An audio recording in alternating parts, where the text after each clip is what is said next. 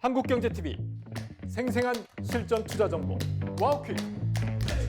월 5,000원 커피값으로 투자 정보가 내 손 안에 배달됩니다. 와우킥 N에서 만나요. 네, 환율이 조금 진정된 듯 보이지만 이게 끝일까요? 아니면 잠깐 숨고르기일까요? 고환율을 뉴노멀로 받아들여야 하는지 아니면 또 다른 위기의 신호로 봐야 하는지 한 해를 마무리하는 지금 시점에 큰 그림을 그려주시는 두 분 모셨습니다. 이코노미스트 김한진 박사님 그리고 NH금융연구소 조영무 소장님 두 분과 함께 경제전쟁꾼 지금 시작합니다.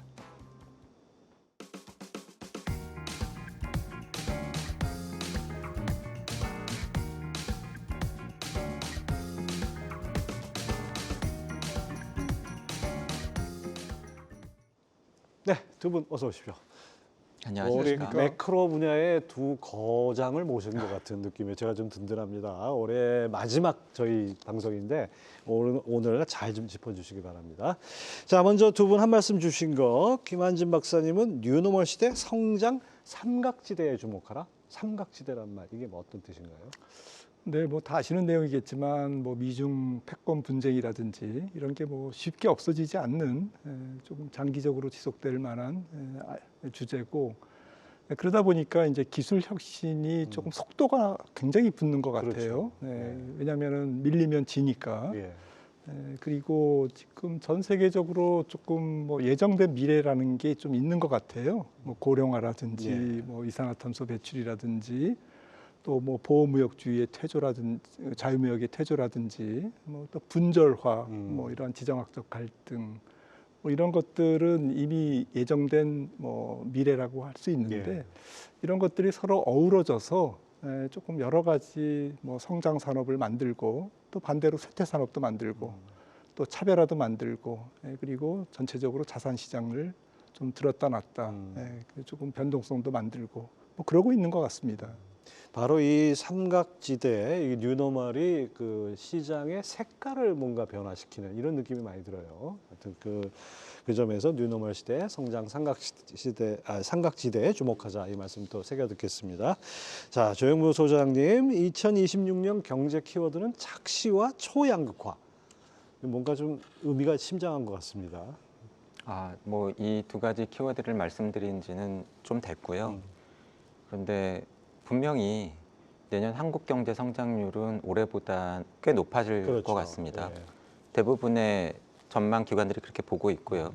뭐 잘하면은 올해 뭐 1%, 0.9% 정도 나올 수도 있는 한국 경제 성장률이 내년에는 뭐 2배 가까이 예. 올라갈 것으로 예상이 되고, 뭐 최근에 좀 출렁거리기는 했지만 종합주가 지수도 올해 꽤 올랐고, 뭐 사상 최고치도 경신을 했었고, 뭐 총수출은 플러스 증가세를 유지를 하고 있고, 뭐 내년에도 그럴 수도 있습니다. 예. 그런데 방금 말씀드린 지표들은 사실은 총량 지표고요. 근데 이렇게 총량 지표가 좋아지는 것이 어쩌면 착시일 수도 있다.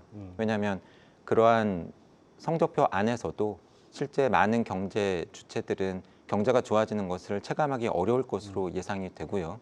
그 이유는 뒤에서 말씀을 드리겠습니다만 우리 경제 그 흐름 속에서 뭐 특정 기업, 섹터, 산업, 가계에서도 특정 계층, 연령대 위주로 상황이 좋아지고 그쪽으로 부와 성과가 몰리면서 양극화가 심화되는 가운데서 총량 지표가 좋아진다고 한다면 과연 이것을 우리가 어떻게 봐야 될 것인가라고 하는 고민이 깊어지는 내년이 되지 않을까 예상을 하고 있습니다. 조 박사님 말씀 들어보니까 저 통계학자들 사이에 오랜 농담이 하나 있다고 합니다. 머리는 냉장고에 발은 오븐에 들어가 있으면 평균 체온은 정상으로 나온다라는 것처럼 총량이라는 것이 전체 평균이라 보니까 격차가 커진다 이런 느낌을 또 받게 됩니다. 자, 한국경제TV 유튜브 채널로 오셔서 여러분의 투자 고민을 채팅창에 남겨주시면 말미에 고민을 해결해드리는 시간을 갖도록 하겠습니다. 자, 환율 얘기를 안 할 수가 없습니다. 1,482원까지 갔던 환율이 지금 이틀 사이에 40원 가까이 떨어지면서 이 외환당국의 고강도 구두 개입 플러스 시장에서 나오는 얘기는 대규모 달러 매도가 있었을 거다라는 그런 얘기까지는 알고 있습니다. 뭐 아직은 물론 이제 높은 수준인데 두 분이 판단을 어떻게 하고 계신지 궁금합니다. 먼저 김 박사님. 네, 조금 정말 혼돈의 환율 시장인 것 예, 같습니다. 이번 주 아주 뭐 네. 엄청났죠. 그러니까 정말 환율이 뭐 1,440원이 뭐 이게 눈에 점점 익어갑니다. 네. 네, 그래서 좀 새로운 균형점 비슷하게 이렇게 형성이 되고 있는데 뭐 사실 개입이라는 것은 뭐 어느 나라나 하죠. 하지만 이제 근본적인 요인이 해결이 안 된 상태에서 개입은 뭐 사실은 사회적 비용, 뭐 국가적인 비용을 그렇죠. 불러일으키기 때문에 지불해야 되기 때문에 그런 점에서 조금 걱정이 되죠. 근본적인 것, 지금 눈에 보이지 않는 것 이런 부분들이 훨씬 더 지금 환율 시장을 지배하고 있다고 생각을 합니다. 조 박사님 어떻게 보셨습니까? 뭐 최근에 워낙 환율이 이슈였기 때문에 그리고 그것이 어제 오늘의 일도 아닙니다만 꽤 전부터 높은 수준의 원달러 환율 그리고 관세 협상 타결에도 불구하고 잘 안 떨어지는 환율에 관한 질문을 받을 때마다 저는 그게 그렇게 이상하지 않다. 네. 그럴 만해 보인다라는 말씀을 드려왔고 결국은 외환 시장에서 달러화에 대한 수요는 많고 달러화 공급은 제대로 이루어지고 있지 않은 상황, 이러한 상황이 근본적으로 바뀌지 않는다라고 한다면 뭐 지금 상황이 그렇게 이상한 것인가라는 생각을 여전히 하고 있고요. 그런 면에서는 여러 가지 변수들이 크게 바뀌지 않는다라고 한다면 뭐 환율 역시도 뭐 저희가 기억하는 예전 수준으로 빨리 되돌아가기는 쉽지 않을 걸로 여전히 보고 있습니다. 예. 하여튼 환율은 앞으로도 계속 관심사가 될 수밖에 없는 그런 상황인 것 같습니다. 이달 17일이었죠. 한국은행 이창용 총재가 현재 환율 수준을 위기라고 말할 수 있다라고 언급해서 눈길을 끌었는데요. 뭐 그러면서도 뭐 97년이나 2008년 같은 전통적인 금융위기는 아니다 이렇게 선을 그었는데 이 말 어떻게 평가하십니까? 네, 사실은 뭐 환율이 전부 금융위기를 의미하는 것은 아니고 그렇죠. 또 뭐 그게 국가적인 뭐 외환 위기를 의미하는 것은 더욱이 아니죠.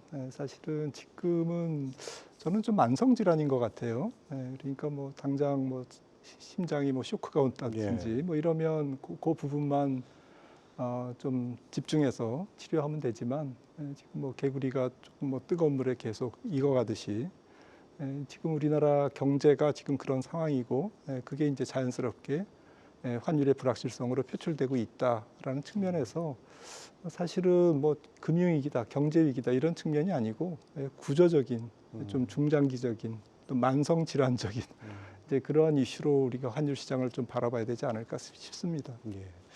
조현무 박사님, 이 환율이 이렇게까지 오른 배경에 이창용 총재가 해외 투자 증가, 우리 이른바 서학개미들의 투자 증가 이 요인을 뭐 언급한 적도 있는데 이걸 핵심 요인으로 봐야 될까요? 아니면 부수적인 요인으로 봐야 될까요? 핵심도 아니고 부수도 아니고 여러 요인들 중에 하나라고 네. 보는 게 맞다고 봅니다. 뭐 저도 들어서 알고 있고요. 뭐 개인 투자자들이 해외 주식이나 채권에 투자를 해온 것이 최근에 언급이 되다 보니까 예. 우리가 그래도 돈 좀 벌어보겠다고 외국 주식 샀더니 원달러 환율이 올라간 것을 우리 탓으로 돌리는 거냐라고 분노하고 계신 것은 저도 알고 있는데 예. 그런데 그렇다고 해서 그게 또 영향을 안 미친 건 아니거든요. 그렇죠. 예. 근데 저는 억울하실 수는 있겠다. 왜냐하면 국내 경제 주체들 개인들이 해외 주식, 채권, 포트폴리오 투자를 늘린 게 어제 오늘의 일이 아니거든요. 꽤 오래됐습니다. 뭐 벌써 뭐 10년 가까이, 뭐 짧게 잡도 7, 8년 가까이. 사실 그 드라마틱한 계기는 코로나 때 뭐 서학개미라고 하는 이름이 나올 정도로 많이들 늘려서 실제로 돈들도 많이 버셨고 그런데 그때는 가만히 있다가 원달러 환율이 올라가니까 요즘 왜 그것을 언급하느냐 뭐 이런 부분은 좀 억울하실 수도 있겠습니다만 그렇다고 해서 그것이 또 영향을 안 미쳤다라고 또 말씀드리기도 어렵습니다. 경상수지보다 해외 투자액이 더 많다 하는 정도가 네, 됐으니까. 뭐 그런 수치가 있으니까요. 그래서 억울하실 수는 있지만 그렇다고 해서 그것이 영향을 안 미쳤다라고 또 말하기 어려운 상황이다라고 판단하고 있습니다. 예.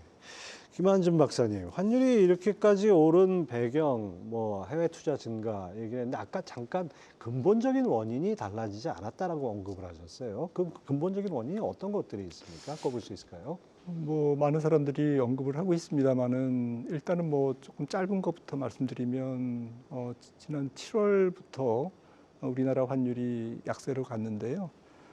지금 그 사이에 뭐 하반기죠. 하반기에 뭐 달러 인덱스는 그렇게 많이 안 올라가지 않았는데 지금 일본 그리고 대만 우리 환율이 거의 비슷하게 7%에서 10% 빠졌거든요. 절하됐는데 이 부분이 이제 공통점이 나오는 거죠. 내년부터 안 나가도 되는 200억 달러 한도의 대미 전략 투자가 이제 시작되고 또 마스가도 또 1,500달러 별도지만 아무튼 뭐 200억 달러가 우리가 가용 외환 범위에서 수익으로 가능하냐 안 가능하냐 이런 문제가 아니라 예전에는 안 나갔던 돈이 나가는 거죠. 지금 이런 부분이 이제 7월부터 트럼프 대통령이 이제 소셜 미디어에 선전포고를 했죠. 그러면서 이제 아주 뭐 양국 간의 실무회담이 고위급 실무회담이 이제 진행됐는데 이제 아직 이 불확실성이 해소가 안 된 것 같아요. 그래서 이제 내년 가서 이게 어느 기업이 어떤 산업에 어떤 조건으로 어떻게 투자할 건지 이 불확실성이 좀 사라지기 전까지는 뭐 이게 좀 블랙박스에 가려 있는 거죠. 블라인드 펀드처럼 이런 부분이 가장 큰 거고 약간 또 시간을 늘려보면 사실은 2021년부터 한미 금리 차가 역전되기 시작했습니다. 그렇죠. 그래서 2023년에는 완전히 역전됐거든요. 2%포인트까지 벌어졌어요. 네, 10년물이 역전되는 것은 사실은 같은 이제 만기 구조의 미국 국채와 한국 국채 10년물이 역전됐는데 이 부분이 이제 굉장히 많은 의미를 함축하고 있다고 생각을 합니다. 미국의 혁신 성장이 지속되고 있고 또 미국의 전체적인 명목 경제 성장률이 올라가는 반면에 우리는 이제 잠재 성장률이 계속 쭈그러들고 좀 같은 부가가치를 생산하는데 더 많은 이제 물가 상승을 유발한다든지 이런 부분들이 이제 한국 경제의 근본적인 취약성을 이제 드러내는 거지 않겠습니까? 이제 이런 부분이 이제 우리나라 처음으로 연평균 환율이 4년 이상 그렇게 올라간 적은 제 기억으로는 없었거든요. 그러니까 연평균 환율이 올라간다. 뭐 IMF 때나 2008년 세계 금융위기 때는 일시적으로 올라갔다가 떨어졌습니다. 당해년도 길어야 한 2년 갔거든요. 지금은 4년, 5년 가고 있는 거예요. 이런 부분들은 분명히 그 밑에 구조적인 문제가 있고 한미 금리 차라는 것은 이런 구조적인 문제를 표출하는 가격적인 자산 가격의 일종의 신호죠. 그래서 그 신호들을 뭐 많은 사람들이 얘기하고 있습니다. 전체적인 우리나라의 잠재 성장률 둔화라든지 민간 부채가 GDP의 200%를 넘었다든지 또 슬금슬금 국가 부채 GDP 비율도 올라가고 있고 또 혁신 성장이 조금 약하고 그동안 이제 혁신 성장에 대한 뭐 조금 씨를 좀 우리나라가 뿌리는데 좀 소홀했던 거죠. 그렇죠. 근데 이런 부분들 한국 주식회사 한국의 대한민국의 전체적인 경쟁력의 표출이다라는 측면에서는 이 환율이 뭐 상당히 뭐 그냥 1,400원대가 새로운 균형점이 될 가능성이 높지 않을까 이렇게 생각을 하고 있습니다. 그렇습니다. 또 최근 뭐 개인들의 해외 투자가 빠르게 늘고 있다는 건 뭐 여러분들 주위에서 많이 들어서 아실 것 같고 또 직접 하시는 분들도 많은데 일본처럼 자산을 해외에 옮기는 뭐 이것도 뉴노멀이라고 해야 되나요? 이런 흐름으로 봐야 될지 아니면 그 원화 가치가 하락하면서 상대적으로 원화 자산을 기피하는 현상이 더 심화되는 뭐 그런 걸로 봐야 될지 어떻게 보십니까? 그래서 뭐 외환의 개인화 뭐 이런 얘기가 있는데요. 그 이제 환율 시장을 움직이는 주체가 정부나 기업에서 개인으로 움직이는 이게 1990년대 이제 일본의 상황이고요. 잃어버린 20년 상황이 가면서 일본 경제가 조금 굉장히 활력을 잃어가면서 성장률도 떨어지고 여러 가지 문제를 만들면서 결국은 이제 와타나베 부인이라는 가장 흔한 성을 쓴 모양입니다. 우리나라도 이제 서학개미 똑같은 그런 측면이고요. 그래서 이게 일시적인 현상일까? 사실은 그 배경에는 정말 30세에 취업해서 49세에 평균 은퇴하는 우리나라 근로자들의 한계성, 그러니까 고작 20년 근무해서 뭐 국민연금도 많이 못 쌓아놨고 그리고 이제 나와서 이제 아주 긴 노후를 대비해야 되지 않습니까? 이제 그러면서 전체적인 뭐 가계부채의 증가라든지 뭐 자금의 왜곡이라든지 이런 부분들을 우리가 좀 무시할 수가 없는 건데 이런 부분들이 얽히고 설켜서 전체적으로는 뭐 투자를 안 하면 안 되는 지경으로 전 국민이 젊은 사람이나 노인이나 할 거 없이 정말 이 투자를 아주 낭만적으로 하는 건 뭐 우리가 기대하기 어렵지만 굉장히 좀 처절하게 이 투자 시장으로 몰리고 있는 게 사실은 전 서학개미 지금 그런 모습이다라고 생각을 합니다. 이게 우리가 좀 사회적으로 그 근본적인 요인을 왜 이렇게 고용이 불안한지, 왜 산업 구조의 개혁이 이렇게 낮은지 예. 개혁도가 이런 부분부터 해서 조금 더 우리나라 경제의 좀 중심적인 부분, 혁신적인 부분 이런 부분들에 대해서 우리는 좀 환율 시장을 보면서 단순히 환율이 올랐다 내렸다 이런 것이 아니고 조금 더 우리나라의 거시 경제 구조에 대해서 조금 터놓고 얘기할 수 있는 그런 좀 장이 마련됐으면 좋겠습니다. 지금 박사님이 지적해 주신 바로 그 문제, 지난 10여 년 동안 제대로 된 구조조정 안 하고 제대로 된 혁신이 없는 네. 상태에서 오다 보니까 지금 20, 30대 젊은 세대 입장에서는 이게 바로 투자가 생존의 문제가 생존의 된 문제죠. 거 아닌가 이런 생각마저 듭니다. 예. 자, 조영무 소장님, 요즘 뭐 개인도 개인이지만 기업들이 과거 같으면 수출 대금을 이제 그 시장에 풀어서 달러를 공급하는 요인이 됐고 그랬는데 요즘에는 원화로 잘 안 바꾼다 그래요. 이것도 어떤 변화라고 할 수 있는데 대미 투자해야 되는 이런 것까지 겹쳐 있어가지고 뭐 이런 환율을 끌어내리는 요인이 오히려 끌어올리는 요인이 돼버렸다 이런 지적도 있는데 어떻게 보십니까? 맞습니다. 앞서도 개인들의 해외 포트폴리오 투자에 대해서 여러 요인들 중에 어쨌든 중요한 한 부분이라고 했는데 방금 말씀하신 기업들의 움직임 역시도 뭐 간과할 수 없는 굉장히 중요한 요인 중에 하나인 거죠. 왜냐하면 한국 경제가 달러를 해외에서 어떻게 벌어옵니까? 결국은 뭐 삼성전자 반도체든 현대차의 자동차든 LG전자의 뭐 가전제품이든 우리가 제조업 중심으로 물건을 해외에 팔아서 달러화를 벌어오는 건데 결국은 그렇게 벌어온 달러가 해외에 그대로 남아 있거나 또는 뭐 가지고 들어왔는데 환전을 안 하거나 그러면은 달러 공급이 잘 안 되는 거 아니겠습니까? 근데 그걸 또 어떻게 또 기업들이 잘못하고 있다고 또 탓할 수 있겠습니까? 예. 뭐 정부가 발표한 것도 있고 기업들 자체적으로 또 미국에 앞으로 대규모로 투자를 하겠다라고 발표를 해놓은 상태인데 미국 안에 공장을 지으면서 그 공장 건설 대금을 원화로 줄 수는 없잖아요. 예. 그러니까 결국은 거기에 대비해서 달러화를 벌었더라도 뭐 해외에 쌓아놓고자 하는 수요가 생길 수밖에 없고 그리고 뭐 국내로 가지고 들어왔다고 하더라도 바로 환전하지 않고 좀 지켜봤더니 올해 경험했던 상황이 뭐 한두 달 더 늦게 환전을 하면은 이 환전하고 받는 원화가 훨씬 더 많아지는 걸 그렇죠. 본 기업들이 그럼 조금 더 기다려 볼까라고 하는 것을 어떻게 욕하겠습니까? 그러니까 결국은 이러한 상황들이 종합적으로 영향을 미친 것이다. 그래서 앞서도 김한진 박사님께서 중요한 지적을 해주셨는데 환율은 뭐 저는 요즘에 그렇게 말씀을 드립니다.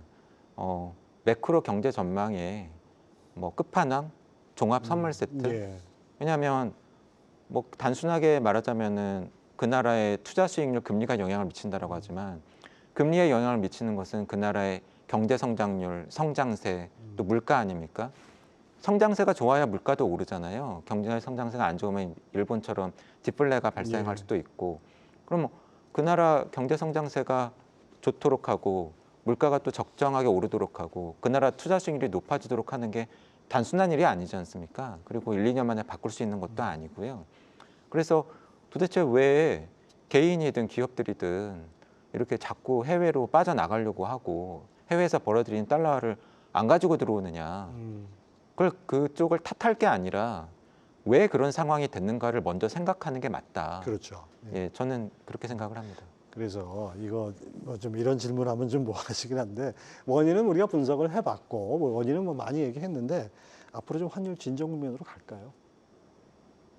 말씀하시는 진정이 어떤 의미인지 사실은 저는 잘은 모르겠습니다만 뭐 앞서도 말씀드렸지만 저는 최근에 저희가 봤었던 환율 레벨이 그렇게 이상해 보이지는 않고요. 결국은 그것은 원달러 환율이 많이 떨어져야 되는 요인을 찾기가 힘들고 도리어 높은 수준을 유지할 만한 요인을 방금도 말씀드렸지만 언급하는 게 그렇게 어렵지 않기 때문에 뭐 저는 그렇게 이상해 보이지는 않는데 뭐 만약에 떨어진다라고 한다면 어떤 상황이 변한 거겠죠. 근데 뭐 최근에 많이 언급되는 게 구두 개입도 있고 구두 개입이 아니었다, 실제로 개입을 했다라는 이야기도 있는데 결국은 그러한 액션의 강도와 또는 시기에 달린 거겠습니다라고 한다면 결국은 그것은 정책 당국이 그리고 우리 감독 당국이 지금 상황을 어떻게 판단하고 있느냐 그리고 그에 따라서 어느 만큼 적극적으로 하느냐에 따라서 환율이 달라질 수도 있을 거죠. 분명히.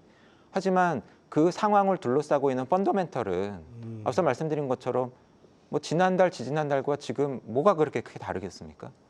뭐 환율은 뭐 영향을 미칠 수도 있겠지만 그걸 둘러싸고 있는 상황 자체는 크게 변한 것으로 보이지 않는다라고 말씀을 드릴 수밖에 없습니다. 뭐 한두 달 사이에 뭐 상황이 근본적으로 바뀔 가능성은 많지 않죠. 김한준 박사님, 환율은 원래 전망하는 게 아니라고 하는데 여쭤보지 않을 수 없습니다. 앞으로 어떻게 될 것 같습니다. 네, 저는 조금 내려갈 것 같습니다. 전망을 뭐 꼭 굳이 한다면. 단기적으로는 뭐 내년 상반기에 연준이 뭐 지금같이 미국 경기가 좋다면 뭐 많이 못 내리겠지만 조금 고용이 식는다면 그래도 한 2번 이상 연준이 금리를 내리고 그렇다면 뭐 환율 이론 중에 정설 중에 하나가 결국엔 이자율 차이에 의해서 조금 뭐 움직이는 그러한 환율 이론이 있는데 제 생각에는 뭐 가장 한 중단기적으로 한 3개월에서 한 6개월, 뭐 한 1년 정도 이내에서 환율 시장을 가장 잘 설명하는 것은 통화 정책 어쨌든 그 방향성을 포함한 이자율이 좁혀지느냐, 좀 벌어지느냐 이런 부분인데 제 생각에는 좀 이자율이 좁혀질 가능성이 있기 때문에 내년 상반기에 그래도 조금 1,400원 정도에서 안정은 좀 찾지 않을까 이렇게 생각합니다. 사실 환율 안정이라는 거는 뭐 어떤 레벨이 딱 중요하다기보다는 급등 급락을 하지 않는 게 어떻게 보면 더 안정이라고 할 수 있을 것 같은데요. 어쨌든 간에 이제 뭐 고환율이 뉴노멀이 됐다 이런 얘기들을 전문가들이 많이 하셨는데 이걸 막을 수 있는 문제가 감당해야 되는 문제인가 이 부분이 또 우리가 생각을 안 할 수가 없습니다.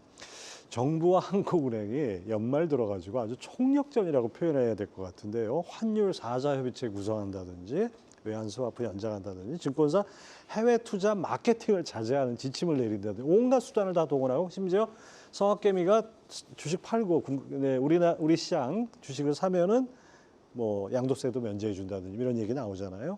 이런 것들이 장기적으로 과연 효과가 있을까요?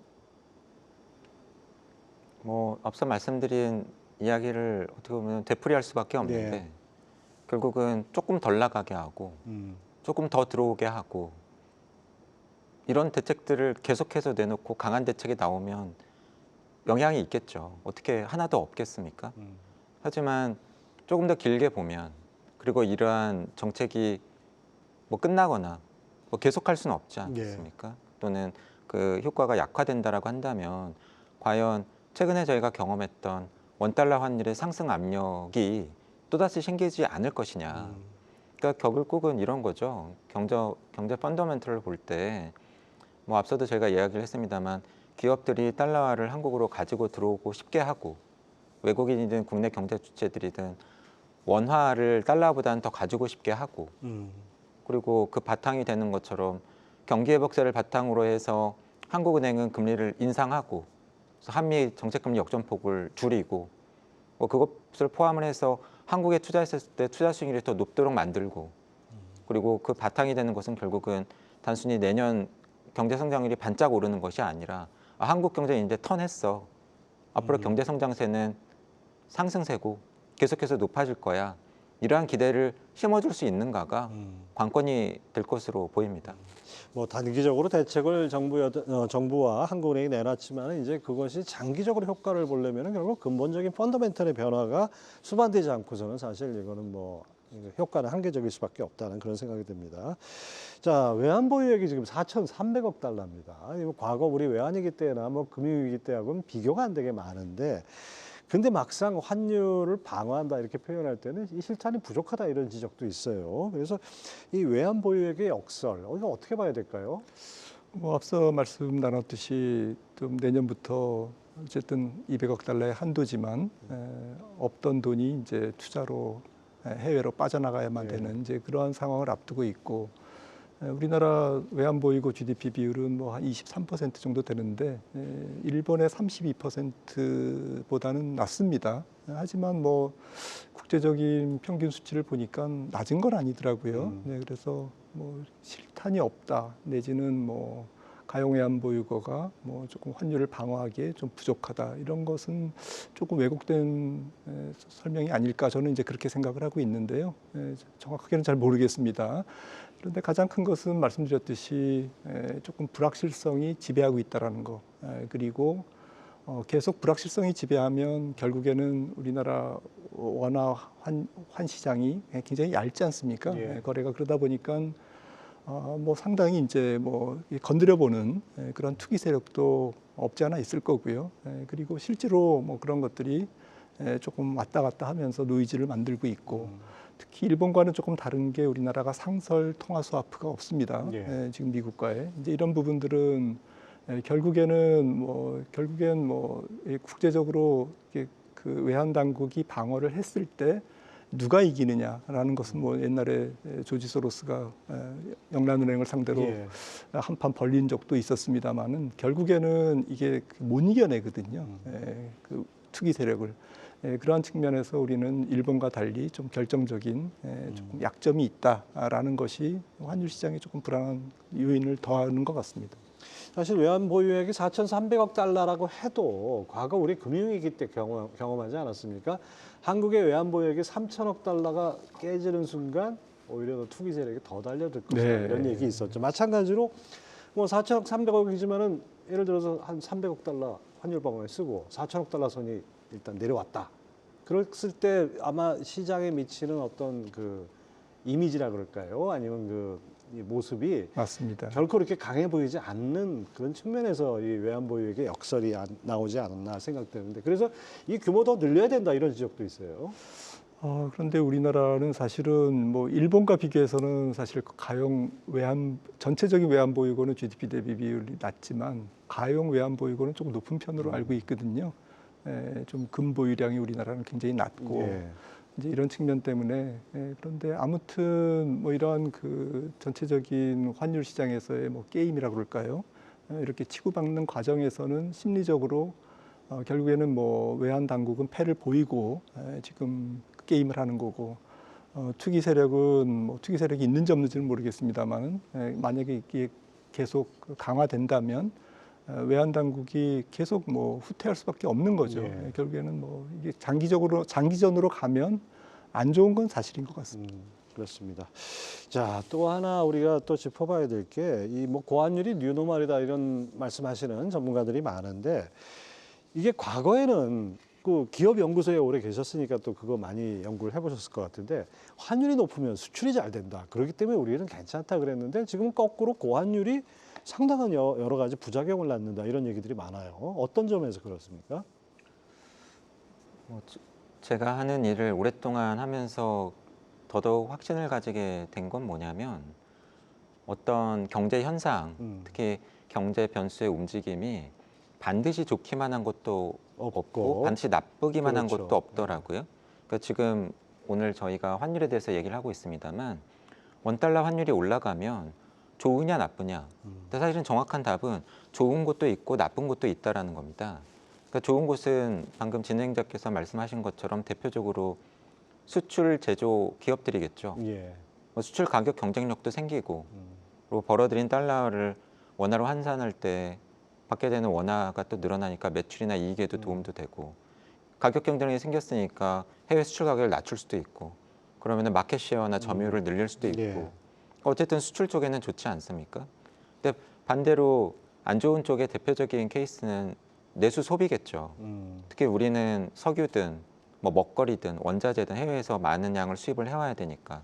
그런데 예전보다 더 비싼 가격에 사와야 되고 비싼 가격에 사온 것이 국내 소비자나 경제 주체들이 직면하는 물가나 또는 비용 상승 요인으로 나타날 수 그렇죠. 있고 그러면 그것은 사실은 소비나 투자, 내수의 위축 요인일 수 있는데 가뜩이나 힘든 내수가 더 힘들어진다는 그렇죠. 거죠. 그래서 사실은 저는 이게 좋다 나쁘다라고 얘기를 할 게 아니라 지금 우리 경제가 어떤 상황이냐를 보는 게 더 중요하다고 봅니다. 예. 그러니까 가령 예를 들어서 이럴 수도 있잖아요.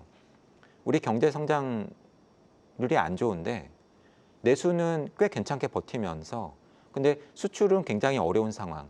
근데 원달러 환율이 올라갔다? 그럼 수출이 살아날 테니까 그러면서 경제 성장이 높아지면 이건 어떻게 보면 좀 더 평평하게 만드니까 좋은 거 아닙니까? 예. 근데 지금 사실은 최근 저희가 경험하고 있는 상황은 정반대지 않습니까? 수출은 괜찮은데 가계 소비, 기업의 설비 투자, 건설 투자 이런 내수 부분은 어렵다. 예. 근데 이런 상황에서 원달러 환율이 올라간다. 그럼 좋은 쪽은 더 좋게 만들고 어려운 쪽은 더 어렵게 만들 테니 소위 저희가 얘기하는 양극화나 경제 부문 안의 격차는 더 벌리게 되지 않겠습니까? 초양극화가 된다는 말씀이죠. 그렇죠. 그래서 아까 제가 맨 처음 인트로 때 내년 한국 경제를 예상을 할 때 초양극화를 키워드로 꽤 전부터 말씀을 드리고 있다라고 이야기를 한 것이고요. 그래서 어떻게 보면 지금 올라가고 있는 원달러 환율은 이게 좋은 면도 있고 안 좋은 면도 있지만 그 맥락, 컨텍스트가 중요한데 지금 우리 한국 경제의 최근 흐름 또는 내년에 예상되는 상황으로 놓고 볼 때 이게 그렇게 좋아 보이진 않는다. 예. 뭐 그런 말씀을 드려야 될 것 같습니다. 예, 맞습니다. 지금 뭐 조영무 소장님 말씀이 내수가 안 좋은 상태에서 이제 엎친 데 덮친 격이 될 수 있기 때문에 고환율이 썩 바람직하지 않다는 점 우리 다시 한번 또 이해할 수 있습니다. 김한진 박사님, 만약에 환율이 지금 1,470원대에 계속 유지가 된다, 뭐 평균 환율이 그렇게 간다, 그러면 내년 물가 상승률이 2.3%까지 오를 수 있다, 이런 전망이 나와요. 물론 이제 업종별로 보면은 반도체나 조선같이 이렇게 수출 산업의 경우에는 뭐 환영할 만한 일이지만은 그 외에도 수입업, 뭐 음식료라든지 그다음에 자영업 하시는 분들, 뭐 이런 분들은 정말 점점 더 부담이 커지는 구조. 이 부분이 바로 지금 조 박사님 강조하신 양극화라 같은데 이거는 앞으로 계속 좀 감수를 해야 될까요? 네, 조영구 박사님이 뭐 다 말씀하셨지만 사실은 그런 그 양극화를 좀 더 가뜩이나 환율이 안 올라도 현재 수준을 유지한다고 해도 굉장히 뭐 이쪽은 내수, 소상공인, 그리고 뭐 여러 가지 뭐 건설 부분이라든지 이런 쪽은 약할 수밖에 없는 그런 구조적인 약점을 가지고 있는 산업인데 이게 환율이 더 이제 올라가면 이것이 또 가속화되는 그러면서 좀 환율의 악순환이라고 그럴까요? 그런 쪽이 안 좋아지니까 또 그것이 또 종합돼서 부채 대비 GDP 비율이 또 올라가고 GDP는 쭉 쭈그러들고 부채는 또 올라갈 수밖에 없고 그렇죠. 그러면서 여러 가지 금융 불안 요인이 생기니까 또 이제 뭐 환율이 또 올라가고 평가절하되고 이렇게 악순환이 될 여지가 있다라는 것이고요. 특히나 우리나라는 이제 조금 뭐 다 말씀하셨지만 물가 부분에서 특히 그 연결고리를 하는 것이 사실은 뭐 저는 고용 창출이라고 봅니다. 그런데 지금 잘 나가는 뭐 자동차라든지 또 뭐 반도체 이런 쪽은 K자 경계 위쪽에 있는 형성하는 K자 올라가는 쪽은 계속 올라가고 내려가는데 네, 올라가는 쪽은 사실은 고용 유발이 굉장히 낮거든요. 그 제조업 평균의 한 절반 정도 되고 아래쪽 특히 서비스 산업, 내수 산업은 고용 유발 개수가 높습니다. 그렇죠. 그런데 환율 시장이 이것을 더욱더 양극화시키면 결국에는 우리나라의 좀 구조적인 문제, 결국에는 수출에 의존해야 되니까 굉장히 거시경제의 변동성이 크고 환율 의존도가 더 높아지고 이런 악순환으로 빠질 수 있는 이제 그런 부분들이 좀 문제인 것 같습니다. 예, 그렇습니다. 뭐 정부 당국이 좀 더 일찍 이 환율 문제에 좀 경각심을 갖고 접근했으면 하는 좀 아쉬움은 있습니다. 자, 이거 아까도 살짝 질문 드렸는데 환율을 맞추는 거는 뭐 주가 예상 못지않게 신의 영역이다 이렇게 얘기를 하잖아요. 아까 뭐 정확히 말씀은 안 해주셨지만 그래도 투자자 입장에서는 환율이 궁금합니다. 박스권으로 한번 좀 한다면 내년 환율 어디에서 얼마 사이로 좀 움직일 것 같습니까? 저는 뭐 내년 연말을 한 1,380원 그렇게 좀 낙관적으로 연말을 보고요. 1,380원. 그리고 뭐 위로는 한 1,500원 뭐 그렇게 좀 변동성이 클 것 같습니다. 하여튼 1,380원에서 1,500원. 1,500원이면 지금보다 더 올라가는 건데요. 뭐 조금 더 올라갈 수 있다라는 거죠. 예. 조영무 박사님 자꾸 이거 질문 드려서 죄송한데 밴드로 내년 환율 어느 정도로 움직일 것 같아요? 저는 모르겠습니다. 네. 네, 솔직하시네요. 사실 모른다는 게 정답일 수 있습니다. 내년 가봐야 아는 거고 또 그때그때 상황에 따라서 또 얼마나 많은 변수가 있을지는 우리가 두고 봐야 될 것 같습니다. 자, 여기서 잠깐 시청자 질문을 좀 소화하고 가죠. 단타요정이라는 아이디 쓰시는 분 2026년 포트폴리오를 수정하고자 합니다. 현재 제 포트폴리오는 국내 주식 90%, 해외 주식 10%입니다만 수정 보완해야 할 것이 있을까요? 이게 김한진 박사님께 저도 이거 여쭙고 싶은데 지금 환율이라든지 여러 가지 변수들 감안했을 때 이 국내 주식 90%, 해외 주식 10% 갖고 계신 분인데 어떻게 해야 됩니까? 이거 내년에는? 저는 뭐 지론이 국내 주식과 해외 주식을 조금 균등하게 가져가시는 게 좋지 않을까라고 생각을 하고 있고요. 예, 그리고 좀 항시적으로 해외 주식 비중을 좀 유지해서 가는, 물론 이제 뭐 특정 해에는 한국 주식이 더 올라가고 또 뭐 떨어질 때도 뭐 한국 주식이 덜 떨어진다든지 또 미국 주식이 더 떨어진다든지 뭐 이런 변동성은 충분히 예상할 수 있는 부분입니다만은 그런 거를 말씀드리는 게 아니고 우리는 뭐 기업이든 개인이든 좀 항시적으로 달러를 좀 오픈해둬야 된다라고 생각을 합니다. 그래서 이건 좀 중장기적인 좀 긴 호흡 관점에서 말씀을 드리는 건데요. 미국이 결국에는 뭐 전 세계 혁신 성장의 주도국이 될 가능성, 그리고 전체적인 미국 경제가 우리나라보다는 혁신성이라든지 똑같은 물가에 더 많은 부가가치를 창출할 수 우리나라뿐이 있는, 아니라 뭐 세계에서 가장 네. 혁신적인 나라니까. 그래서 뭐 달러가 뭐 약점이 없는 것은 아닙니다만은 환율 시장이 전체적으로는 뭐 누가 못났냐의 게임일 수도 있거든요. 예. 이제 그런 측면에서 사실은 우리가 금을 많이 얘기하지만 사실은 달러 대비 금이 제일 적게 올랐고요. 금 가격을 달러로 표시했을 때요.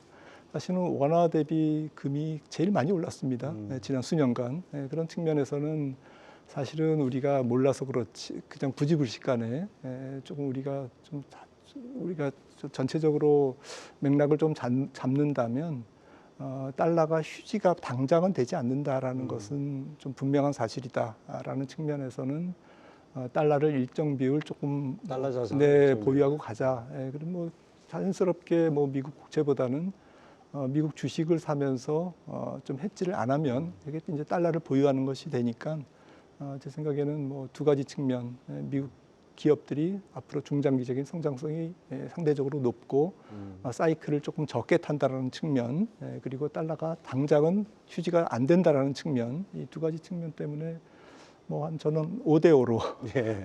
이렇게 그럼 이분은 국내 주식 90%, 해외 주식 10%인데 뭐 오히려 해외 주식을 더 늘려야 되겠네요. 뭐 내년에 이렇게 좀 뭐 미국 주식이 조정이 오면 뭐 그럴 때를 이용해서 기회를 뭐 삼거라. 할 수도 있는 근데 거고요. 이건 어떻습니까? 주식에만 몰빵을 하고 계세요. 뭐 아이디가 단타 요정이어서 그러신지 주식만 몰빵을 했는데 이거는 좀 뭐 분산할 필요가 없을까요?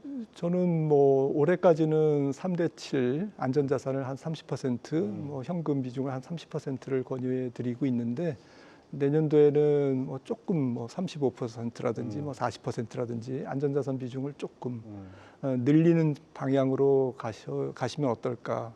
그러니까 여기서 주가가 조금 더 많이 올라가면 올라갈수록 안전자산 비중을 혹은 현금 비중을 조금 높이시는 것을 권유해 드리고 싶습니다. 네, 뭐 이분 좀 포트폴리오 상당히 조정하셔야 될 것 같습니다. 자, 또 하나 우리 주가에 우리 투자에 많은 영향을 미치는 것이 바로 수출입니다. 우리 바로 수출로 먹고 사는 나라이기 때문에요. 내년 한국 경제 수출부터 짚어보면은 수출은 뭐 7천억 달러 돌파가 눈앞에 있는데 사실 반도체를 빼면은 그게 좋다고 할 수가 없지 않습니까? 뭐 지표를 조금만 보셔도 아실 수 있고요.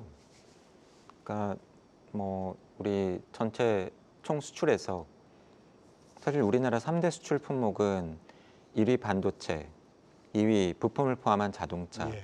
3위 석유화학 및 정유인데 1위 반도체가 차지하는 비중이 계속 높아지고 있고요. 지금 거의 뭐 한 19% 정도가 반도체 단일 품목이 수출에서 차지를 하고 있으니까 사상 거의 최고입니다. 이게 높아진다는 건 딴 건 상대적으로 부진하다는 얘기죠. 반도체가 그렇죠. 높아진다는 예. 건. 그러니까 뭐 이러한 가운데에서 다른 것들도 좀 같이 해주면 좋을 텐데 뭐 자동차 비중 한 10% 정도인데 최근에 꺾였고요. 상승세가. 근데 석유화학과 정유는 업황이 구조조정 얘기가 나올 정도로 사실 더 많이 꺾였고 이 얘기는 단순히 내년에 미국이나 중국 경기가 좋아진다고 해서 수출이 살아나기 어렵다라고 하는 이런 상황을 보여주는 것이고요. 근데 이렇게 말씀을 드리면 저도 압니다. 뭐 최근에 K자 붙은 여러 가지가 있잖아요. 뭐 K푸드, 뭐 화장품, 뭐 컬처. 근데 중요한 건 뭐냐면 이쪽들은 증가세는 굉장히 빠르고 증가율은 높은데 아직까지 우리 전체 수출에서 차지하는 비중은 그렇게 높진 않다. 그렇죠. 한마디로 네. 이쪽이 잘 돼서 한국을 먹여 살리기에는 아직은 좀 이르다.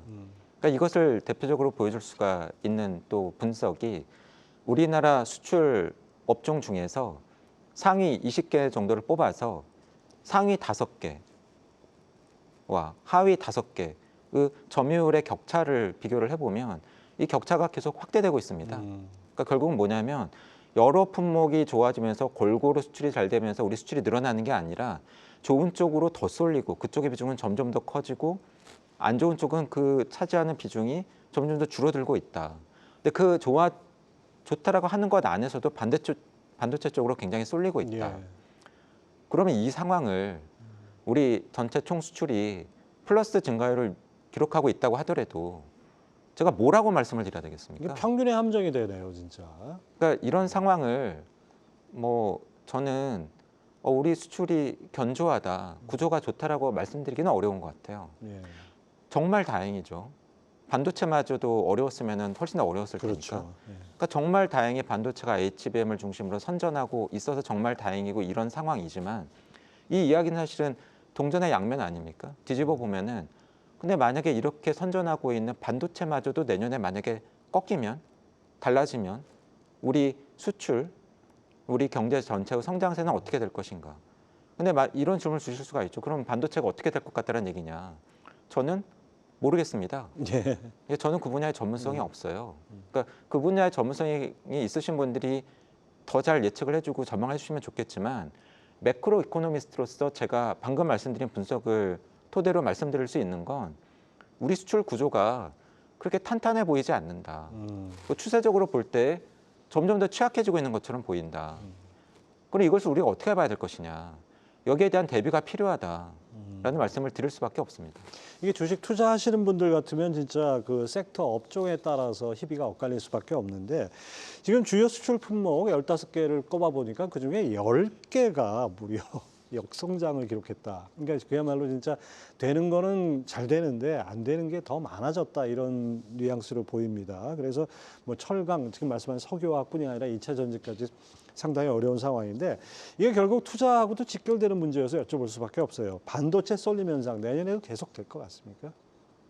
잘 모르겠습니다. 네. 김한진 박사님은 어떻게 보세요? 이 반도체 쏠림 내년에 어떨 것 같습니까? 지금 뭐 소장님이 또 말씀 다 하셨지만 사실 지금 수출이 반도체가 뭐 30% 증가했더라고요. 예. 지금 통계를 보니까. 그리고 전체 수출의 30%를 차지하고 있고 또 주식 시장에서도 삼성전자와 SK하이닉스가 시총 비중이 30%입니다. 그래서 이런 부분들이 우리나라만 그러냐라고 봤을 때는 전 세계가 뭐 AI 기업들도 뭐 엔비디아 잘 아시지만은 전 세계가 쏠림과 역성 그 차별화와 그리고 상당한 좀 불균형 뭐 이런 것들이 심해지는 것 같아요. 또 승자 독식 이런 부분들이 또 혁신 산업으로 가면서 훨씬 더 자본집약적인 산업이 좀 득세를 하고 네. 노동집약적인 산업이 조금 무너지고 이런 현상들은 뭐 메가 트렌드로 우리가 받아들여야 되지 않을까라고 생각을 했어요. 주식시장에서도 이러한 쏠림과 또 쏠리다 보면은 결국에는 주가는 또 무너지거든요. 예. 그 무리를 하기 때문에 그래서 또 균형 상태로 또 평균으로 수렴한다든지 이럴 때 또 투자자들이 상당히 또 곤혹을 치르고 이런 부분들이 내년에 상당히 쏠림과 역쏠림을 그리고 불균형과 다시 또 균형 평균으로의 회귀 이런 부분들을 우리가 조금 의식하면서 투자에 조금 위험을 줄여나가는 새해가 되면 좋겠습니다. 예. 뭐 이렇게 말씀 들어보니까 내년이 반드시 더 좋아질 것이다라고 확신하기 좀 어려울 것 같습니다. 아까 조영무 소장님 착시라는 말씀 그것이 진짜 이제는 이해가 와닿는데요.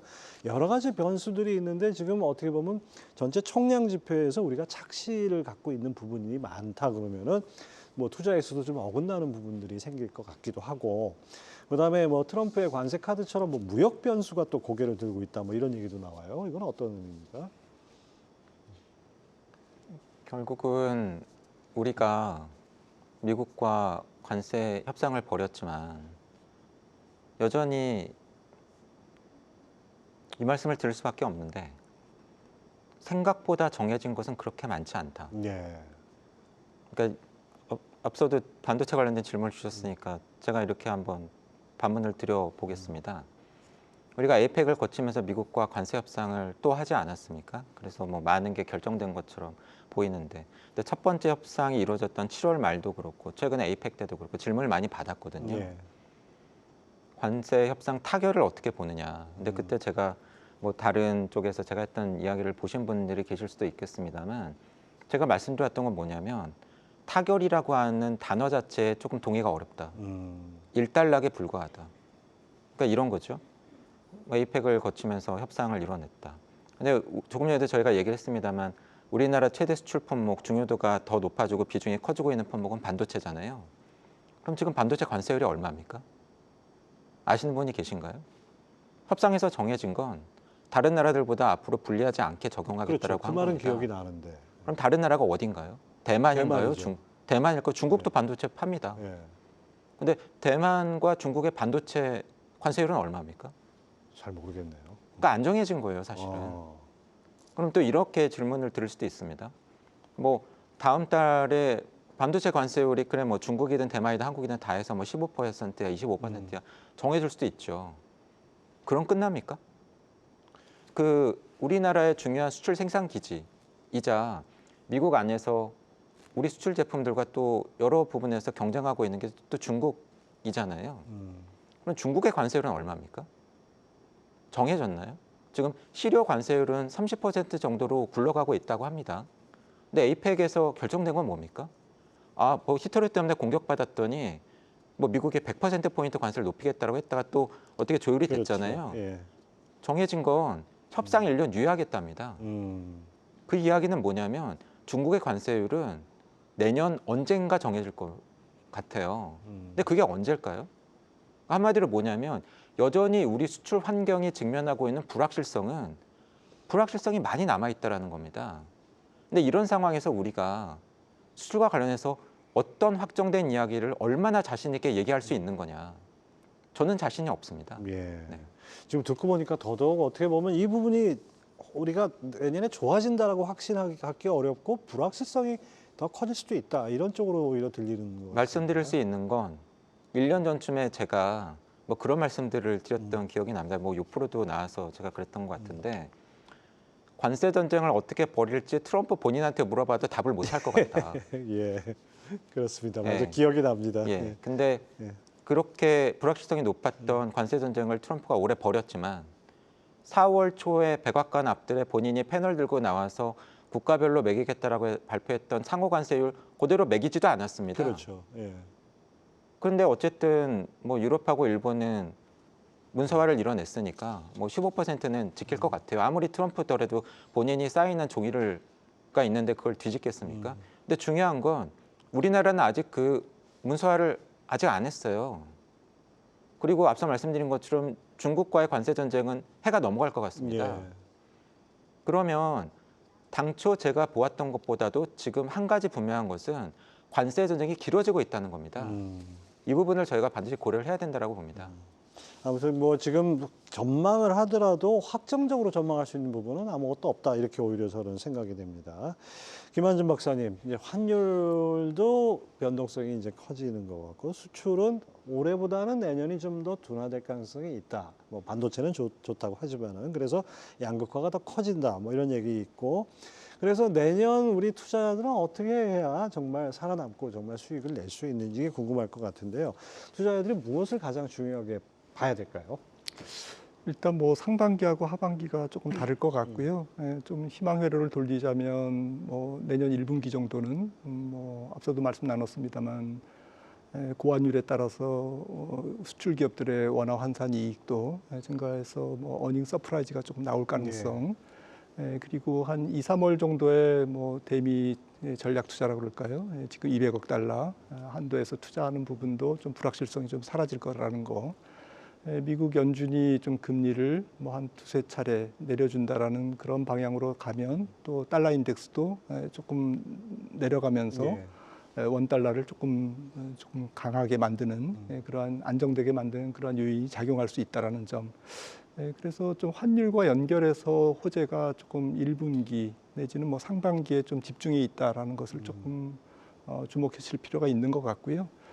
저는 뭐 거듭 말씀드리지만은 뭐 장기 추세를 믿고 저는 주식은 좋은 주식, 특히나 지금 AI 이쪽 부분이 내년도에 상당한 조금 그 주가 조정이 저는 있을 수 있다고 생각을 합니다. 많이 오른 조정이 있을 수 만큼. 있다? 네, 네. 하지만 이것은 끝이 아니고 또 다른 시작의 출발일 거다라는 측면에서는 좀 긴 호흡 관점에서 조금 AI의 생태계의 변화라든지 또 주도주의 변화 이런 부분들을 좀 주목하면서 계속 공부하면서 쫓아가시면 좋을 것 같습니다. 올해처럼 뭐 어떤 저 대형 우량주를 사놓고 그냥 기다리면은 수익이 나는 이런 시장이 재현되진 않겠죠? 네, 조금 요란하지 않을까 싶습니다. 좀 우려됩니다. 좀 네, 있는. 네, 네. 예. 자, 조영무 소장님께도 마지막으로 좀 질문을 드리겠습니다. 아까 양극화, 초양극화 얘기를 하셨는데 사실 뭐 집값도 그렇고 요즘 청년들이 느끼는 거는 정말 어떻게 보면 미래에 대한 공포가 아닐까라는 생각도 들고 여러 가지 있는데 이런 K양극화 해소를 위해서는 어떤 노력, 어떤 정책이 필요할까요? 저는 정책적 도움이 필요한데 정확하고 적절한 정책적 지원의 선결 조건은 정확한 상황 진단이라고 봅니다. 예. 1년 전 요맘때쯤에 제가 25년 한국 경제를 말씀을 드리면서 경제 성장률 전망의 하단을 열어놔야 될 것 같다고 말씀을 드렸는데 예. 실제로 올해 매우 안 좋지 않습니까? 그렇죠. 예. 근데 그런 저조차도 내년에 한국 경제 성장률은 꽤 높아질 거라고 말씀을 드리고 있어요. 그런데 그 가장 큰 요인은 올해 한국 경제가 유난히 안 좋았기 때문에 어차피 경제 성장률은 GDP의 증가율로 계산이 되다 보니까 내년은 평타만 쳐도 튀어오르게 되어 있다. 그렇죠. 예. 그리고 그러한 가운데서 주가가 또 올라갈 수도 있다.